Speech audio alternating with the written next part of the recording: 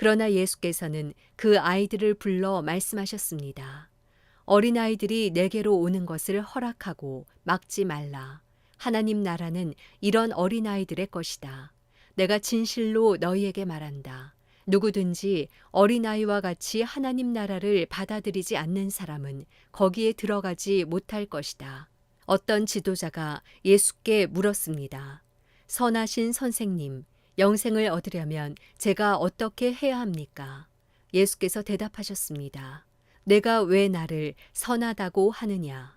오직 하나님 외에는 선한 분이 없다.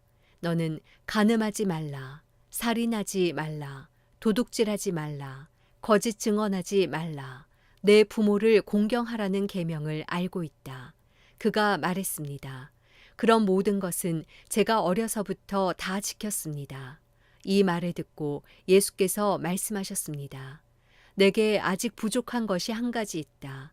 내가 가진 것을 모두 팔아 가난한 사람들에게 나눠주어라. 그러면 하늘에서 보물을 가질 것이다. 그 후에 와서 나를 따라라. 그 사람은 이 말씀을 듣고 슬픔에 깊이 잠겼습니다. 그가 큰 부자였기 때문입니다. 예수께서 그를 쳐다보고 말씀하셨습니다. 부자들이 하나님 나라에 들어가기가 얼마나 어려운지 모른다. 부자가 하나님 나라에 들어가는 것보다 낙타가 바늘 구멍으로 지나가는 것이 더 쉽다. 이 말씀을 듣고 있던 사람들이 물었습니다. 그러면 누가 구원받을 수 있겠습니까? 예수께서 대답하셨습니다.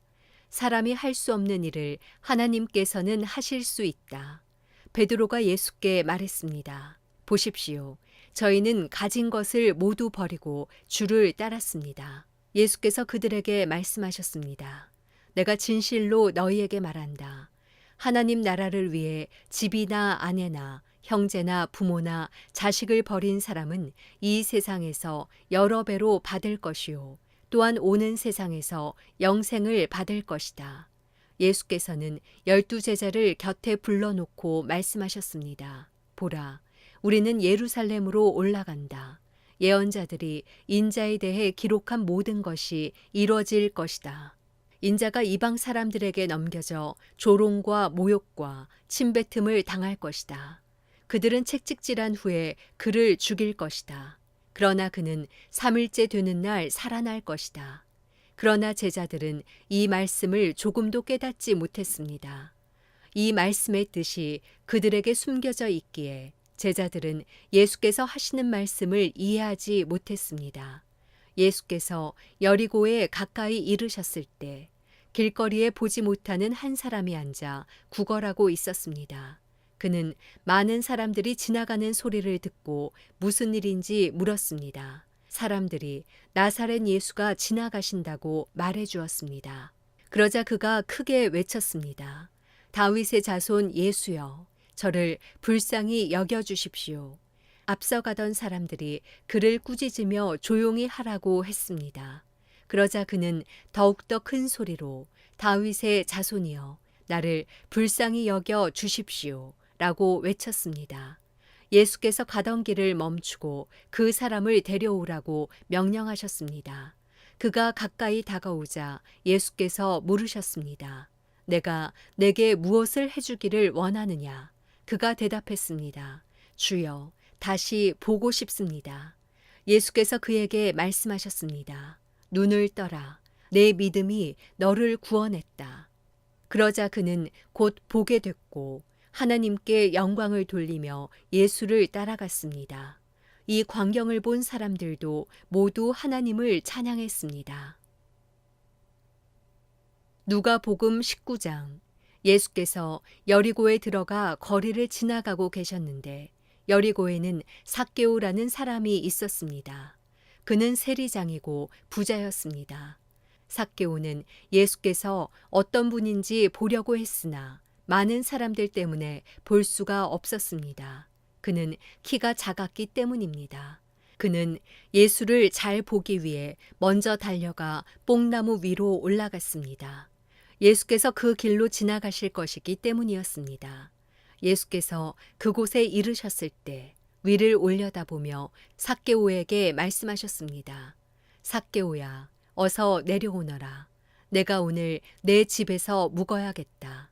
삭개오는 얼른 내려와 기뻐하면서 예수를 맞이했습니다.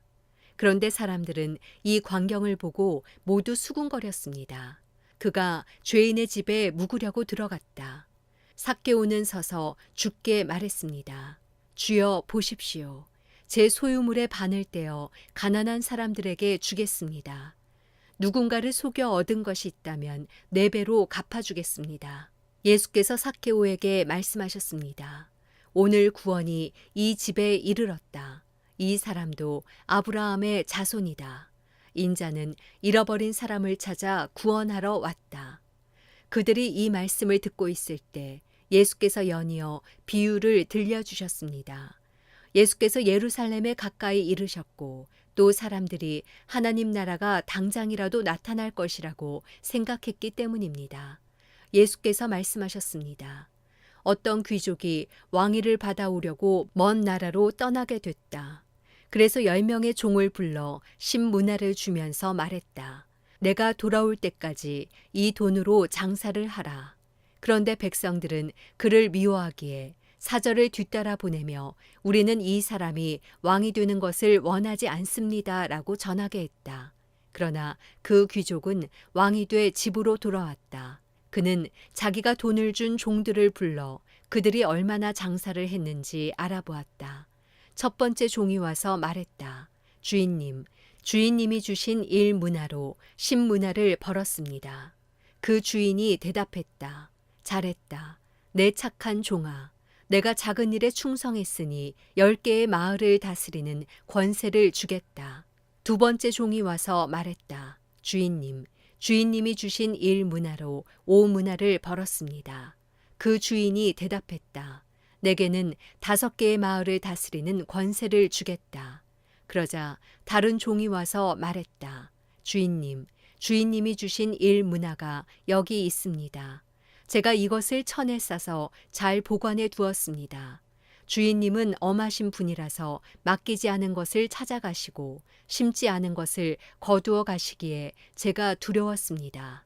그 주인이 대답했다.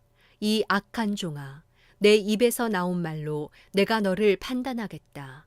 내가 엄한 사람이어서 맡기지 않은 것을 찾아가고 심지 않은 것을 거두어 가는 줄 알고 있었느냐? 그러면 왜 내 돈을 은행에 저축하지 않았느냐? 그랬더라면 내가 돌아왔을 때 이자까지 함께 찾을 수 있지 않았겠느냐? 그러고 나서 옆에 서 있는 사람들에게 말했다. 이 1문화를 빼앗아 10문화 가진 종에게 주어라. 그들이 말했다. 하지만 주인님, 그는 벌써 10문화나 갖고 있습니다. 그가 대답했다. 내가 너희에게 말한다. 가진 사람마다 더 많이 받을 것이고 아무것도 가지지 않은 사람은 그 있는 것마저 빼앗길 것이다. 그리고 내가 자기들의 왕이 되는 것을 원치 않은 이 원수들을 이리로 끌어다가 내 앞에서 죽여라. 예수께서 이 말씀을 마치고 예루살렘을 향해 앞장서서 올라가셨습니다. 예수께서 올리브산 근처 벳바게와 베다니에 가까이 이르셨을 때 두 제자를 보내시며 말씀하셨습니다. 반대쪽 마을로 가거라. 그 마을에 들어서면 아직 아무도 탄 적이 없는 나귀 새끼 한 마리가 매어 있을 것이다. 그것을 풀어서 끌고 오라. 누가 왜 풀어가느냐고 물으면 주께서 필요로 하신다고 하라. 보냄받은 사람들이 먼저 마을로 들어가 보니 과연 예수께서 말씀하신 대로 나귀가 있었습니다. 그들이 나귀를 풀고 있는데 나귀 주인들이 그들에게 물었습니다. 무슨 일로 새끼 나귀를 푸는 거요? 그들이 대답했습니다. 주께서 필요로 하십니다. 그들은 예수께로 나귀를 끌고 와서 자기들의 겉옷을 던져 나귀 등에 얹고 예수께서 타시도록 했습니다. 사람들은 예수께서 가시는 길 위에 자기들의 겉옷을 깔아드렸습니다. 예수께서 올리브산의 내리막길에 가까이 이르시자 온 무리의 제자들이 기뻐하며 자기들이 본 모든 기적에 대해 큰 소리로 하나님을 찬양하기 시작했습니다. 복되도다. 주의 이름으로 오시는 왕이여. 하늘에는 평화, 지극히 높은 곳에서는 영광. 무리 중에 있던 몇몇 바리새파 사람들이 예수께 말했습니다. 선생님, 제자들을 꾸짖으십시오.